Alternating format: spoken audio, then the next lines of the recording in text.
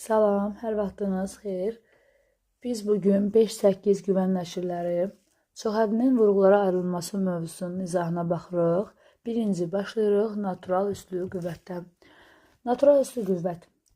Məsələn, yazırıq B, vurulsun B. Burada B-dən nə qədərdir? 2 dənə. Düzdür? Sayını yazdıq qüvvətə. İndi burada bu B nə adlanır? Əsas. Bunlar hamısı əsaslardır. B əsasdır. B'nin yerində dayanan əsas adlanır. 2 isə qüvvət adlanır. Qüvvət. Birinci başlayırıq. Deməli, eyni əsaslı qüvvətlərin hasili, yəni əsaslar eyni olanda, tutaq ki, deyirəm B, vurulsun B, vurulsun B. Əsaslar eyni olanda, vurulanda üstlər toplanılır. Burada baxın 1, 1, 1. Yəni cəmləyirik. Olur B'nin üstü 3. Yəni B'nin kubu. Tutaq ki, aynen yazıram. A üstü 7, vurulsun A üstü 5. Əsaslar eyni olanda biz bu işi icra edirik. Əsaslar eyni olanda biz qüvvətləri toplayırıq. Yəni A'nın üzərinə 7 ilə 5 toplayırıq, olur 12. Keçirik eyni əsaslı qüvvətlərin nisbəti. Yəni məsələn, A'nın üstündə 12 bölünsün A'nın üstündə 3. Eyni əsaslı qüvvətləri böləndə üstlər çıxılır. Yəni 12-dən çıxırıq 3-ü, olacaq A'nın üzərində 9. Yəni əsasımız A'dır, qüvvətimiz 9-dur. Başqa birini yaza bilərik. B'nin üstündə 9 bölünsün B. Üstlər çıxılacaq. 9-dan 1 çıxırıq, olur 8. Qüvvətini tapmaq üçün, məsələn, deyirəm A'nın üzərində 2, üstündə də 5 yazır. Qüvvətini tapanda biz 2-ni 5-ə vururuq. Onlar bir-birinə vurulacaq. Olacaq A'nın üzərində 2, 5'im 10. Və ya başqasını deyək. B'nin üzərində 7, üstündə 8. Nə etməlisən? Vurmalısan 7, 8'im 56.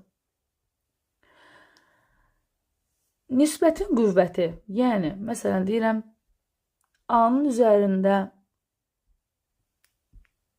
burada olsun tutaq ki 2. Belə olanda həm A'nın üzərində 2 yazırsan, həm də B'nin üzərində 2 yazırsan. Ona görə ki, burada yazılmayan 1'dir. Biz demişdik ki, qüvvəti yüksəltəndə hər biri 2'yə vurulur, düzdür? 1, 2, 2, eyni zamanda B üçündə. 1, 2, 2. Başqasını da yazsam, məsələn, A'nın üstündə 3, B'nin üzərində 5. Mən bunu 3-cü dərəcə yüksəltmək istəyirəm. Onda sürətdə olacaq A üstü 9, B üstü 15. Biraz əvvəl demişdik ki, burada qüvvəti nə olur? Bir-birinə vurulur. Burada kəsr şəklində olanda da 2 dəfə baxırsan. Bax, bir sürət üçün baxıram, bir də məxrəc üçün baxıram. Bu belə. Keçirik nəyə? İndi bir hədliyə keçirik. Bir hədli.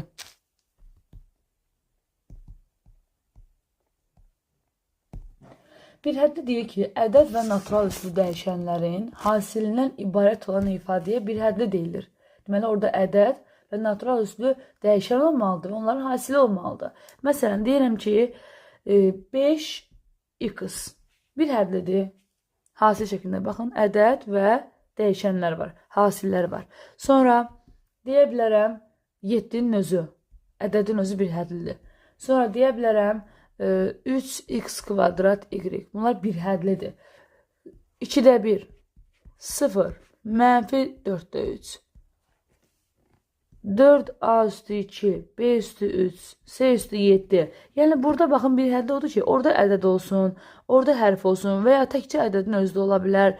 Yəni burada hasillərdən ibarət olur. Yəni biz burada bir dənə həddi var. Düzdür, burada toplama yoxdur, çıxma yoxdur. Sadəcə hasildən ibarətdir. Bir də qeyd edirik burada.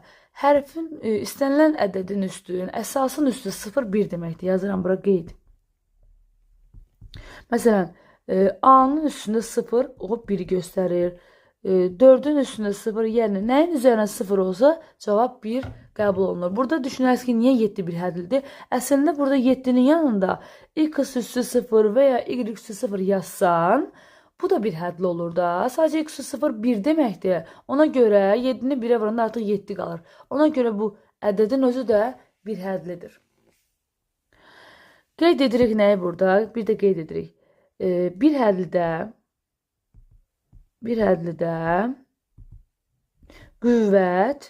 qüvvət 0 və natural ədədlər olur. Natural ədədlər olur. Yəni, məsələn, 6x üzərində mənfi 1 y kvadrat. Baxın, burada üstündə mənfi olarsa, o bir hədli deyil. Yəni, bir hədlidə üst nə olmalıdır? Natural olmalıdır. Əvvəldə dediyimiz kimi natural olmalıdır, müsbət olmalıdır və 0 da ola bilər. Dediyim kimi, x 0-ın özdə. Amma mənfi olmaz. Mənfi olarsa, artıq o kəsr rasional ifadələrə aiddir. Yəni, bu mənfinin açılışı belədir də.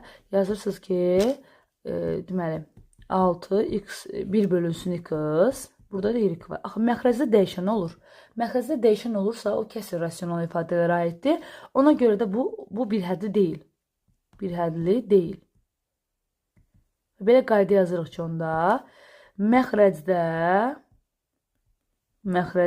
dəyişən olmaz. Bir həddə olmaz. Biz bir həddə nəyə diqqət edirik?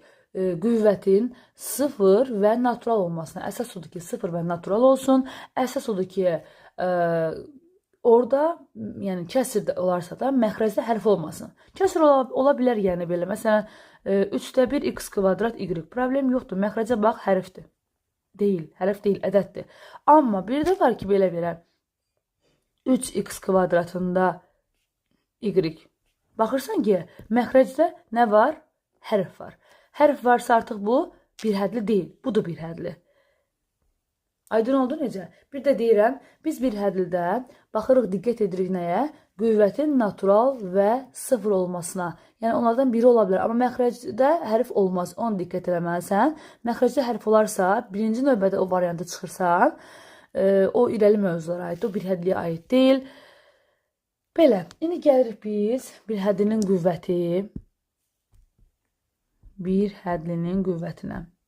Dərəcəsi, qüvvəti eyni sözdür. Bir hədlinin qüvvəti. Məsələn, deyək ki, 5x-4 y-in kvadratı. Bir həddə bizdən qüvvət soruşulanda hərflərin üstlərini cəmləyirsən. Yəni 4 üstəgəl 2. Nə oldu? 6. 6 bir həddinin qüvvətidir və ya dərəcəsidir. Eyni sözdür. Bizdən əmsalın soruşsa nədir? Əmsal. Ədədin özüdür. Yəni, hansıdır burada əmsal? 5-dir. Əmsal ədədin özüdür. Bu misalda əmsal 5-dir. Qarşıda dayanandır, yəni. Başqasını yazaq. Məsələn, mənfi a üstü 3, b-nin kvadratı, s-nin üstü 7. Burada bizdən soruşacaq əmsalı və soruşacaq qüvvəti və ya dərəcəni. Eyni sözdür, qüvvət, dərəcə. Əmsal deyəndə ədədin özüdür. Hardadır ədəd? Görünməyəndə 1 deməkdir. Yəni, mənfi 1. Əmsal oldu mənfi 1. Qüvvət isə üstlərini cəmləyirik. Yəni, 3 üstəgəl 2 hərflərin üstlərini cəmləyirsən. 5, 12. Mənim qüvvətim və ya dərəcəm oldu 12. Bizə belə bir misal da verək çaşdırmaq üçün diqqətli olmalıyıq. Məsələn, deyə bilər ki, 3-ün kvadratı, b-nin üstü 3, y-in üzərində 2, x-in üzərində 5. Deyək ki, əmsalın tap və ya qüvvətin tap. Yəni, burada 2 dənə söz soruşa bilər bizdən əsas olaraq. Sonra onlar üzərində əməllər də ola bilər ki, əmsalı qüvvətindən neçə dəfə böyükdür, neçə dəfə kiçikdir, əmsalının qüvvəti cəmliyi və s. Onlar əməllərdir. Biz burada nələri bilməliyik? Əmsal və qüvvət. Görək bunun əmsalı nədir? Bəzən şagirdlər qarışdırırlar. Nəyi qarışdırırlar? Bir dəqiqə, qüvvəti. Burada qüvvət deyəndə bu 2-ni də toplayırlar. Axı, bu 2 ədədin üzərindədir. 3-ün kvadratıdır bu. Bu bizi çaşdırmasın. Biz qüvvət deyəndə hərflərə baxırıq. Hərflərin üstünü cəmləyirik. Buradakı 2 yox. Bu 9-dur əslində. Özü bilərək sənə 3-ün kvadratı verir ki, səni çaşdırsın. Və sən də çaşmalı deyilsən. Yazırsan bura qüvvət olaraq hərflərin üzərinə baxırsan 3 üstəgəl 2 üstəgəl 5 qüvvət oldu 12. Əmsal nədir? 3-ün kvadratı, yəni 9. Bu belə. Standart şəkildə olan bir hədd nədir? Gəldi bir həddinin standart şəkli. Bir həddinin standart şəkli.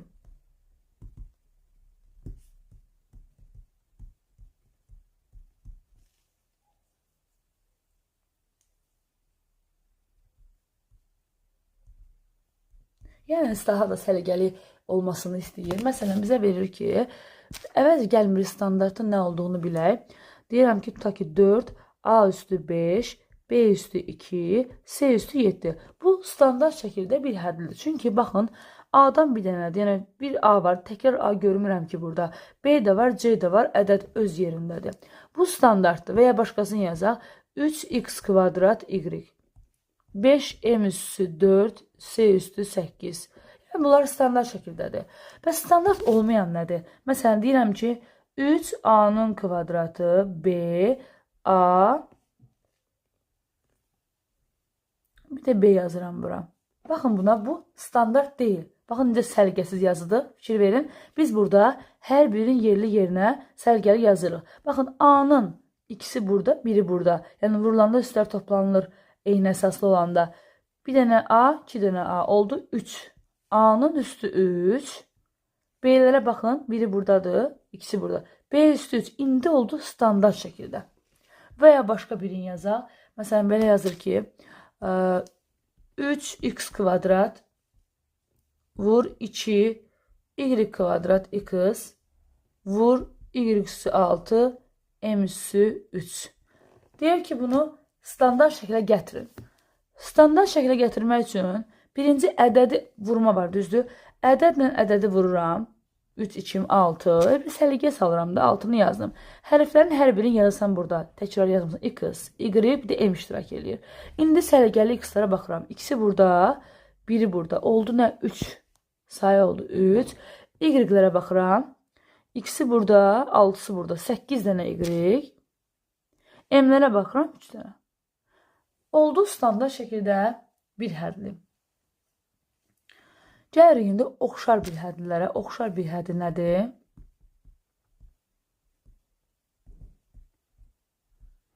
Oxşar bir həddi odur ki, məsələn deyirəm 5A ilə 3A oxşar bir həddidir. Çünki burada əmsallarla fərqlənirlər. Sonra 4x kvadratı ilə, məsələn, -x kvadrat. Baxın, eyni adlılar olur oxşar bir həddlər. Məsələn, bizə əməl kimi verə bilər də, daha da səliqəli şəkildə biz onu səliqəyə sala bilərik əməllər sırasında. Deməli, onu da çox həddə biz qeyd eləyərik. Deməli, oxşar bir həddlər bildik ki, eyni adlılara biz baxırıq. Necə ki, deyirəm, tutaq ki, adi bir tənlikdə. Deyirik, eyni adlılar bir-birinə aiddir. X-dən X-ə baxırsan, X-ləri sola keçirdirsən. Ədədlə ədədə baxırsan. Yəni, hərə özü ilə hərf hərfə aiddir, ədəd ədədə aiddir. Yəni, hərfin biri X, biri Y olsa, mən heç nə deyə bilmərəm. Orada oxşarlıq X, X-dırsa, mən onları hesablaya bilərəm. Ona görə oxşar bir həddlər deyirik. Oxşar bir həddlər bir-birinin əmsalına görə fərqlənirlər. Əmsalına görə fərqlənirlər. İndi isə gəlir əks bir həddi. Əks bir hədli odur ki, məsələn, 4x-la -4x bildiyimiz qaydada 4-ün əksi -4-dürsə, bir həddə də eyni qayda. -5x kvadratı ilə 5x kvadrat bunlar əks bir hədlidir. Cəmləri də nə olacaq? 0. Əks ədədlərin cəmi 0 olduğu kimi əks bir hədlilərin də cəmi 0 olur. Gəldik indi çox hədliyə. Çox hədli. Çox hədli nədir? Bir hədlilərin cəbri cəminə çox hədli deyilir. Yəni, burada toplama, çıxma əməli olur. Məsələn, deyə bilərəm ki, 5x kvadrat y üstə gəl 3 x a üstə gəl 4 x y çıx 5. Deməli, burada biz nəyə diqqət edirik çox hədlidə? Çoxhəddi bizə verilirsə, burada toplama çıxma əməlləri olur. Artıq məlumdur, hər biri ayrı-ayrı bir hədlərdir. Bizdən burada nələr soruşula bilər? Soruşula bilər ki, çoxhədlinin qüvvəti, çoxhədlinin sərbəst həddi. Yəni, biraz burada qüvvətlər yazaq daha da yaxşı olsun. Bizdən nələr soruşula bilər burada? Deməli, qüvvət, yəni dərəcə, bir də sərbəst hədd. Qüvvət, hər bir həddinin qüvvətini təyin edirik. Oradan ən yüksəyini seçirik. Gəlin bir həddə necə edirik? Toplayırdıq. 2 ilə 1-in cəmi. Qüvvət oldu 3. Bu digərinə baxırsan 1, 1. Qüvvət oldu 2. Bir hədlərin qüvvətini tapdığımız üçün burada da hər birini ayrı-ayrı tapırsan və ən yüksəyini götürürsən. 3, 5, cəmi 8. Onların içərisində ən yüksəyi hansıdır? 8. Ən böyüyünü götürürsən. Qüvvət oldu 8. Deməli, ən yüksək dərəcəni götürürsən. Ən yüksək dərəcə. Cavab oldu 8. Sərbəst hədd adından göründüyü kimi, yəni sərbəst olsun. Yanında hərf olmasın. Hansıdır? -5. Həmişə ədədlərimizin, hərflərimizin işarəsini götürürük də. Solumuzda bizim işarəmiz var. Ona görə -5 oldu sərbəst hədd. Əgər sərbəst hədd olmasa, burada tutaq ki, ədəd olmasaydı, mən sərbəst həddi 0 götürəcəkdim. 0-daki yoxdur da burada, düzdür. Ona görə olmadıqda biz onun sərbəst həddini 0 yazırıq. Bir həddə dediyimiz qaydalardan biri, dediyim məxrəcdə dəyişən olmaz. Baxın, bu çox həddilə də aiddir. Məxrəcdə dəyişən olmaz, yəni üstündə natural ədədlər olmalıdır. Üstündə mənfi olsa, artıq hərf məxrəcə düşür. Hərf məxrəcə düşdüsə, artıq o çox hədli deyil. Məsələn, deyir ki, 3x -2 y üstəgəl 4x y üstəgəl 7. Bu çox hədli deyil. Niyə? Çünki üstündə mənfi var bunun. Diqqət edin, bax, mənfi olarsa, bu 1/x kvadratı olur. Artıq məxrəcə hərf düşür. Nə bir hədlidə, nə çox hədlidə məxrəcdə dəyişən, yəni hərf olmaz. Yəni, hərfin üstündə, yəni bizim qüvvətimiz mənfi olmaz. Orada nə olmalıdır? Natural olmalıdır və ya 0 ola bilər. Yəni, natural olmalıdır ki, mən ona deyim ki, bu çox hədlidir. Və yaxud da bir hədlidə deyim ki, bir hədlidir. Biz buna deyirik ki, çox hədli deyil. Çox hədli deyil. Birinci növbədə variantdan çıxırsınız nəyi? Bir həddinin üstündə olan mənfini gördüksə, atın o variantı. O bir hədli deyil. Çox hədli də elə bir hədlilərdən təşkil olunur. Düzdür, deyirik ki, qaydada bir hədlilərin cəbri cəmlə deyirik ki, çox hədlidir. Və üstündə mənfi gördünsə, at o variantı. Ona görə ki, bu artıq məxrəcə düşür, olur o kəsr rasional ifadə, o da irəli mövzuda olacaq. Bu belə. Yaxşı. Biz deməli, qeyd elədik ki, çox hədlinin dərəcəsini əldə eləmək üçün, tapmaq üçün ən yüksək bir həddinin dərəcəsini götürürük. Sərbəst həddə ədədin özüdür. Standart şəkildə çox həddi nədir? Standart, eyni oxşardır bunlar bir-birinə. Standart şəkildə çox həddi odur ki, məsələn, verir mənə x-in üstündə 5, üstəgəl 7x kvadrat çıxılsın 6x üstü 5, üstəgəl 4x kvadrat çıx 11. Sən bunu səliqəyə salmalısan, yəni standart şəklə gətirməlisən. Onsuz da sən belə misal görəndə bunu belə saxlamalı deyilsən. Baxın, eyni adlar görürsənmi? Mütləq onu eyniləşdir. Yəni, yığ bir yerə səliqəli şəkildə. Baxın, x üstü 5 əmsallarına baxın. İstəyirsən altını qeyd eləyək, çaşdırmasın bizi. Baxın, x üstü 5-lər buradadır. İndi baxıram onlara. Əmsallarına bax, 1, müsbət, 6, mənfi. Birdən mənfi altın çıxanda, birdən altın çıxdımsa nə oldu? -5 yazıram bura. -5-in üstündə x üstü 5. Sonra gedirəm x kvadratına baxmağa. Deməli, 7x kvadrat, bir də 4x kvadrat. Oldu nə? 11x kvadrat. Müsbət olduğuna görə işarəsini sonuna yazdım. -11 artıq yoxdur. Yəni, digər bir ədəd yoxdur ki, hesablayayım. Həqiqətən, baxın, necə də səliqəli, standart şəkildə oldu. Buradan bizdən soruşa bilər ki, qüvvətini gəlin təyin eləyək. Qüvvəti burada 5, digərində 2-dir. Onda mən qüvvət olana nəyə götürməliyəm? 5-i götürməliyəm. Ən yüksəyini götürməliyəm. Qüvvətimiz oldu 5. Sərbəst həddimiz oldu -11. Yəni, kənarda dayanan sərbəst ədəd. Çox hədlər üzərində gəlirik əməllərə.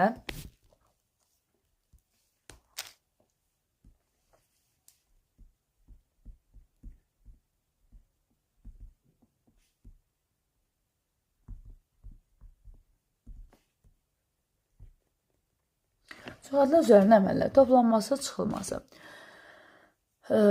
Toplanması, yəni məsələn deyirəm ki, 5x kvadrat çıx 2x üstə gəl 7x kvadrat üstə gəl 5x üstə y kvadrat. Əgər çoxhədini biz toplayırıqsa, mötərəzələrə diqqət edirik. Mötərəzənin qarşısında toplama işarəsi olduqda, mötərəzələri atırsan, bax mötərəzənin qarşısında toplama var. Atdın mötərəzələri olduğu kimi yazırsan. Hər zaman deyirik biz, ümumiyyətlə mötərəzənin qarşısında çıxma olanda biz deyirik ki, ehtiyatlı ol ki, vuranda işarələr dəyişdir. Toplamada heç bir problem yoxdur. Mötərəzələri atırsan, olduğu kimi köçürdürsən. Digər tərəfdə də mötərəzənin qarşısında yazılmayan toplamadır. Müsbəti yazmırıq da biz, düzdür. Məsələn, demirik ki, müsbət 1. Onsuz da 1 yazılanda bilirsən ki, bu müsbətdir. Mötərəzənin qarşısında toplama olanda mötərəzəni olduğu kimi açırsan. Və mən də olduğu kimi açıram. 5x kvadrat heç bir işarələr dəyişmədən olduğu kimi yazıram. Yəni bərabərdir. Baxın, eyni adlara baxmalısan. 5x kvadrat 7x kvadrat oldu nə? 12x kvadrat. Sonra mənfi 2x-dan 5x-a bax. 2 mənfi 5 müsbət. 5-dən 2-ni çıxdım, müsbət 3x və digərdə y kvadrat qalır yanında. Oldu səliqəli, standart şəkildə çox ədli. Yaxşı, gəldik çıxılmasına. Çox ədlinin çıxılması. Çıxanda ehtiyatlı olmaq lazımdır. Nəyə? Məsələn, nümunə yazıram. A kubu çıx 7AB üstə gəl 5B kvadrat çıxılsın AB 2B kvadrat üstə gəl 8B kubu. İndi diqqətli olasan harada? Mötərəzənin qarşısında, yəni solumuza baxırıq. Solda bizim işarəmiz olur. Solunda mənfi varsa, mötərəzənin içi işarələri əksinə dəyişir. Mənfi vurulacaq hər birinə bir-bir. Yəni, müsbət mənfi olacaq, mənfi də müsbət olacaq. Amma digərinə bax, qarşısında yazılmayan toplamadır. Toplama olanda bunu olduğu kimi açırsan, düz bura qədər sərgəl köçürdürsə və davam edirik köçürtməyə. Birincini olduğu kimi köçürdürəm, çünki solunda müsbət işarəsi var. Amma ehtiyatlı olmalı isə gəldi buradan. İndi çıxmağı yazıram. Yazdım, çıxılsın. AB yazdım və bir-bir işarələr dəyişir. Çıxmaq 2b kvadratda olur, üstə gəl 2b kvadrat. Üstə gəl 8b kubudur, olur çıxılsın. Burada çox diqqətli olun. Yəni, bir mənfi görün nə qədər böyük təsiri var bir misalın cavabında. İndi eyni adlara baxıram. A kubu yoxdur, onda elə A kubu qalır. Digərinə baxıram. A'lar mənfi 7A.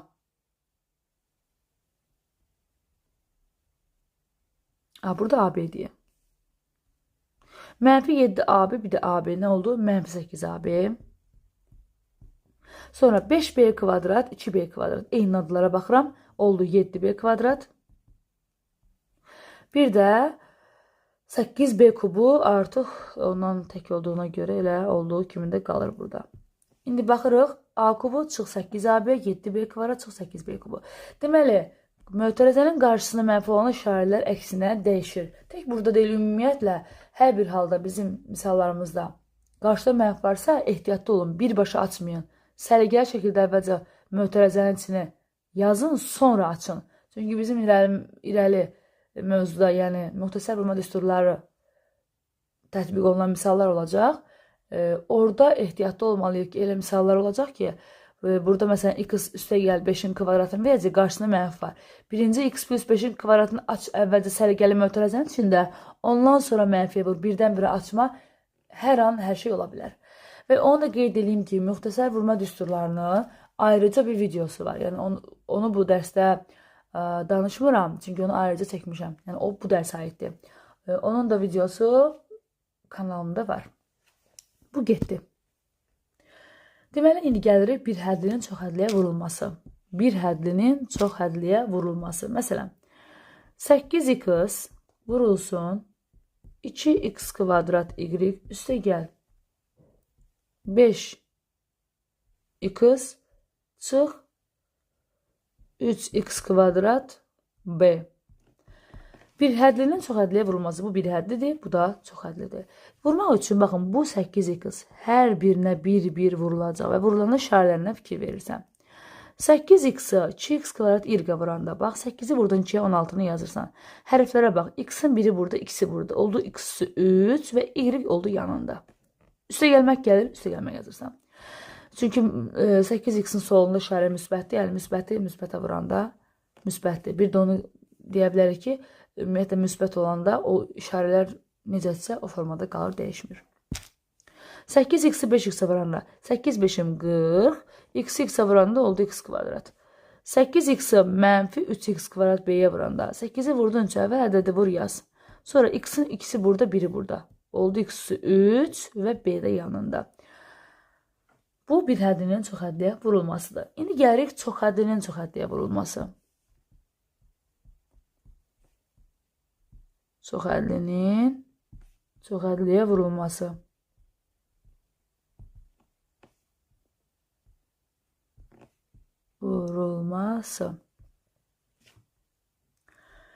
Məsələn, x çıxılsın 5, x üstə gəl 4. Necə vururuq?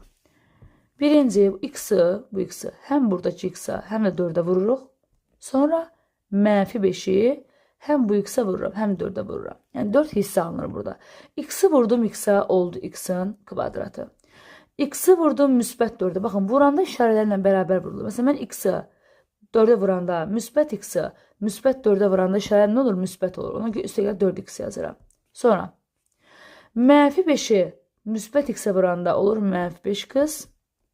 Mənfi 5-i müsbət 4-ə vuranda işarə mənfi olur. Ona görə çıxılsın yazıram. İndi burada biraz da səliqəyə salaq. 4x-dən 5x çıxanda mənfi x qalır və çıxılsın 20 oldu. Başqa bir nümunəyə baxaq. Məsələn, 2x üstə gəl 5 vurulsun x çıxılsın 6. Deməli, nə edirik? Yəni də bu 2x-i həm x-a vuracam, həm mənfi 6-ya. Eyni zamanda müsbət 5-i həm x-a vuracam, həm də mənfi 6-ya vuracam. 2x x-a vuranda oldu 2x-in kvadratı. 2x-i mənfi 6-ya vuranda mənfi 12x. Müsbət 5-i x-a vuranda müsbət 5x. Müsbət 5-i mənfi 6-ya vuranda mənfi 30. 2x kvadratı yazdıq. Mənfi 12x-in üzərinə 5x gələndə mənfi 7x. Çıxılsın 30 da oldu səliqəli şəkildə. Bu belə. Sonra gəlin nota sərflama düsturları. Onun ayrı bir videosu var. Çox hədlinin vurğulara ayrılmasına keçirik indi.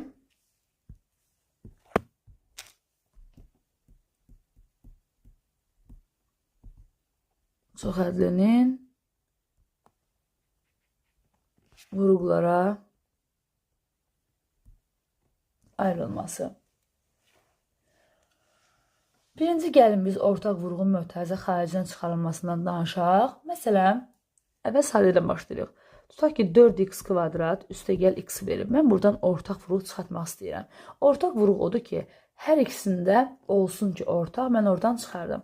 Baxıram, burada ortaq olanlar x-dir. Və üstü kiçiyi çıxartmalısan. X kvadratı ilə x-dən üstü kiçiyi olan x-dir. X-i çıxardığında birinci tərəfdə 4x yazmalıyam ki, olsun. Yəni 4x x-ə vuranda 4x kvadrat olsun. İkinci tərəfdə x-i nəyə vursam özünü alaram? 1-ə. Başqa bir misala baxaq. Tutaq ki, 6x kvadrat y üstə gəl 15x y. Burada artıq ədəd də var. Ədəd də varsa başlayırıq onda 6 ilə 15-ə ortaq ədəd ən böyük nə götürə bilərəm? 3 götürə bilərəm. Buradan 3-ü ortaq vurğu çıxardıram və hərflərə baxıram.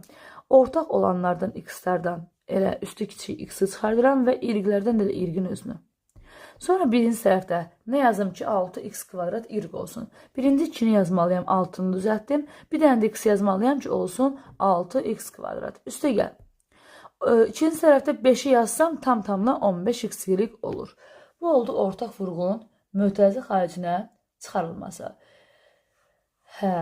Deməli, sonra indi gəlirik bu 2 dənəli. İndi yaxşı 4 hissəli olsa necə olacaq? 4 hissəli. Məsələn, X-in kubu üstə gəl 4x kvadrat, üstə gəl 2x, üstə gəl 8.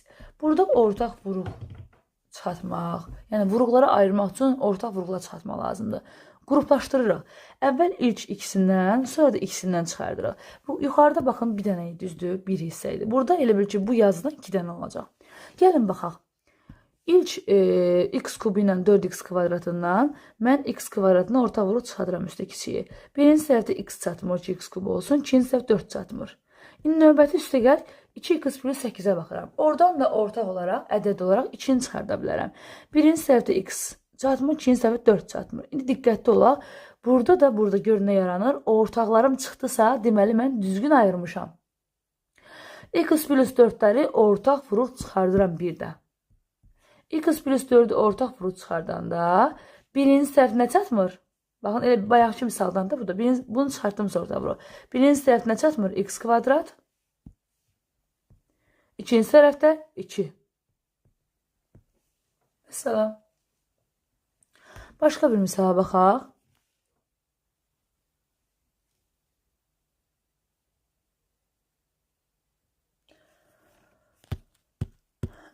Deməli, başqa bir misala baxaq.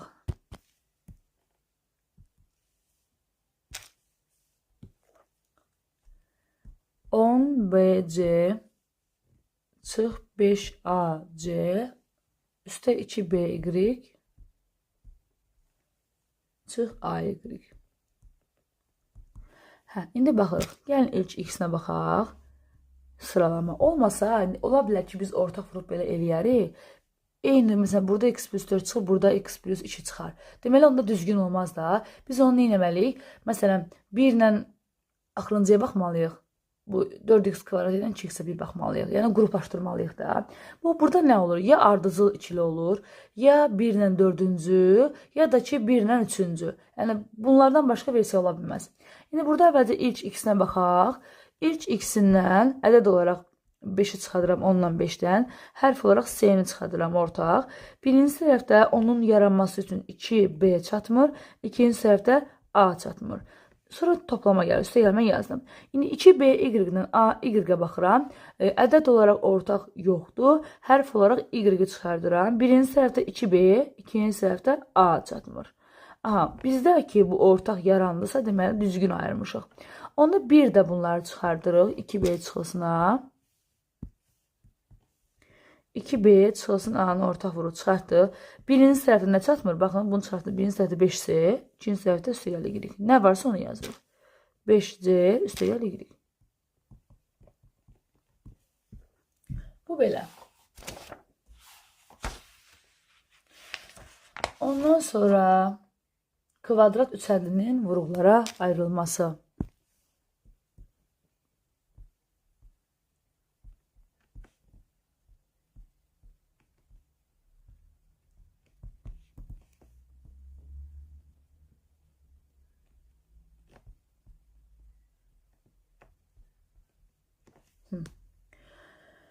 Kvadrat üçəldə yəqin ki, kvadrat tənlik yadımıza düşür. Məsələn, x kvadrat üstə gəl 7x üstə gəl 12.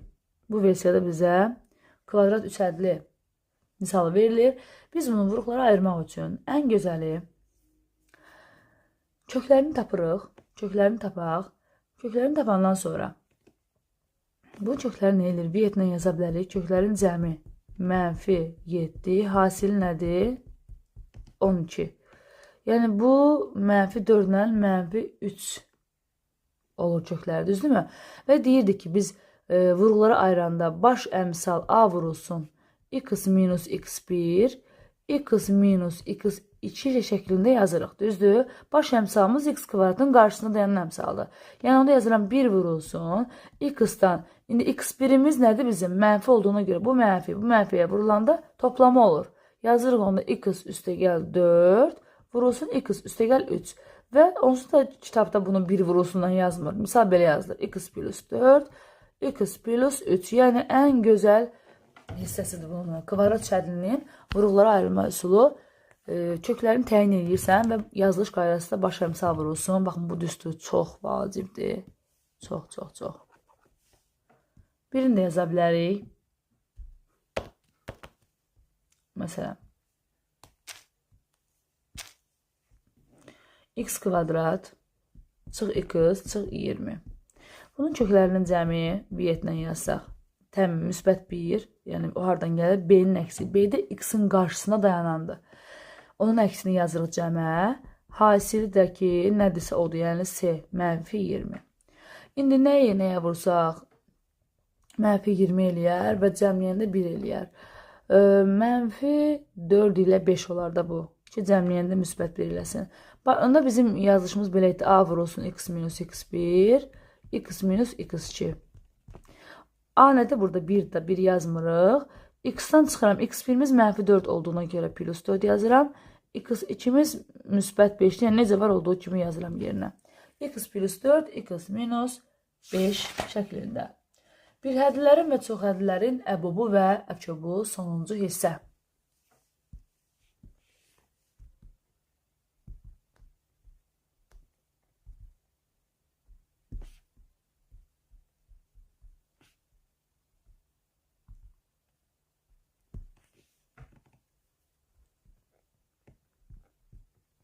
Əbubu və əköbu.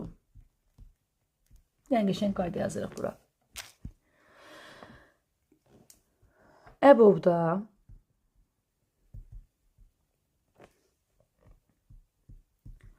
ortaq olanlardan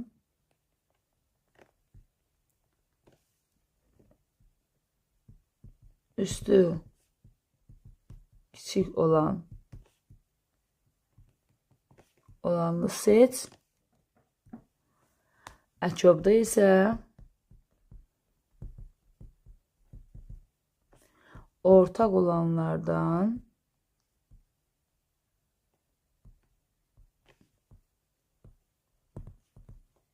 yəni üstü qüvvəti nəzərdə tuturam burada. Qüvvəti. Gəlin qüvvəti yazaq daha başa düşülən olsun. Qüvvəti.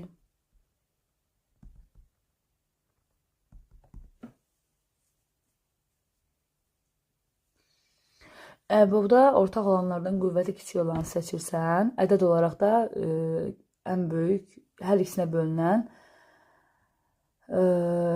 ortaq ədəd götürürsən. Öz yerinə amma hərflərdən üstü kiçik olanı götürürsən. Əkövdə isə ortaq olanlardan qüvvəti böyük olan bir də ortaq olmayan varsa onu da seçirsən. Məsələn, mən nümunəni göstərəcəm, aydın olacaq. Məsələn, deyirəm ki, əbub 12x4 y3 18x kvadrat y4 z3. Gəlin bunun əbobunu da tapa, bir də əköbunu da yazırım aşağıdan.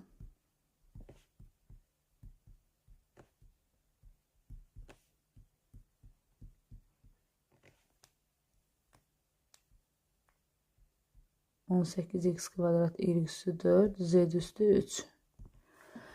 Deməli biz dedik ki, əbobda ortaqlardan 12 ilə 18-i ən böyük bölünən ədəd 6. Düzdür, 6-nı seçim edirik. 6-nı yazdıq. Ortaq hərflərdən x kvadratına x4-ə bax, ən kiçiyi x kvadratıdır. Onu götürürsən. Y-lərdən isə y3. Daha z-dən işimiz yoxdur, çünki z-in oşarı yoxdur. Bu belə. Gəlirik əkoblara. Əkoblardan isə 18 ilə 12-nin əkobunu, ədədin əkobunu tapmağı bilirik. 12 ilə 18-nin əkobunu tapırsan, nə elədir? 36. Onu yazdım bura. Hərflərə baxırsan. X4-dən x kvadratı var. Deməli, sən x4-ü götürməlisən ən böyüyü. Bax, qaydada dediyimiz kimi, hərflərdə y3 var, y4 var. Hər ikisində ən yüksək olan y4-dür və ortaq olmayan, dedi ya, bir də ortaq olmayan varsa onu da seç. Z üssüz baxmayaraq ki, burada yoxdur, amma götürməlisən. Ortaq olmayanı da seçməlisən. Z üssü 3. Bax, bunu yadında saxla. Əbobla əkobda bir də deyirəm. Əbobda ədədləri onsuz da keçmişik də. Əbobda ədədləri hesablayanda qaydasını bilirik. Onun cavabını yazmıram. Biz əsas hərflərə diqqət edirik ki, hərflərdə ortaq olanlardan üstü kiçikləri götürdük. X kvadrat var, X 4 var. Əlbəttə kvadratı götürdüm. Y 3 var, Y 4 var. Y 3'ü götürdüm. Ortaq olmayandan işim yoxdur. Amma əkobda isə 12 ilə 18-in əkobunu tapdım, cavabını yazdım yerinə. Hərflərdən ortaq olanlardan böyük olan x4, y-lərdən ortaq olanlardan y4. Baxmayaraq z3 yoxdur digərində, onu da götürəsən. Yenə başqası olsaydı, ortaq olmayanları hamısını seçməli idim. Bu qədər. Sağ olun, salamat qalın.